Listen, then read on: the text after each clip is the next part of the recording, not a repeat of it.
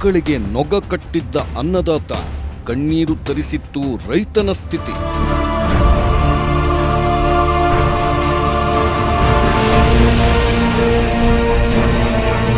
ಬಡ ರೈತನಿಗೆ ಜೋಡೆತ್ತು ಖರೀದಿಸುವುದು ಕನಸಿನ ಮಾತಾಗಿದೆ.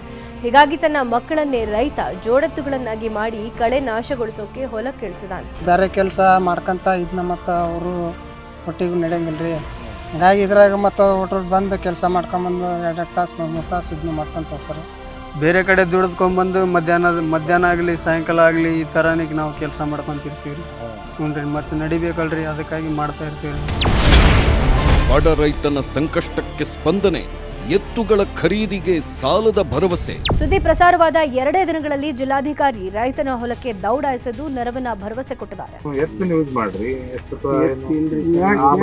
ಬಾಡಿಗೆ ಯಾರ್ದು ಇಲ್ವಲ್ಲಿ ಇದನ್ನ ತಗೊಳಕ್ ಹೋಗಿದ್ವಿ ಸರ್. ನಾವು ಬರ್ಬೇಕಂದ್ರೆ ದುಡ್ಡಿಲ್ಲ. 70-80 ಸಾವಿರ ರೂಪಾಯಿ ಹೇಳಿದ್ರಿ, ಅವರಿಗೆ ಹೋಗಿದ್ದು ನಾವು. ಅಲ್ಲ ಆಯ್ತು, ಎದುರಿಗೆ ಸಬ್ಸಿಡಿ ಕೊಡಿಸ್ಬಿಡ್ತೀವಿ ನಾವು. ನಿಟ್ಟುಸಿರು ಬಿಟ್ಟ ಹಾವೇರಿಯ ರೈತ. ಇದು ನ್ಯೂಸ್ 18 ವರದಿ ಬಿಗ್ ಇಂಪ್ಯಾಕ್ಟ್.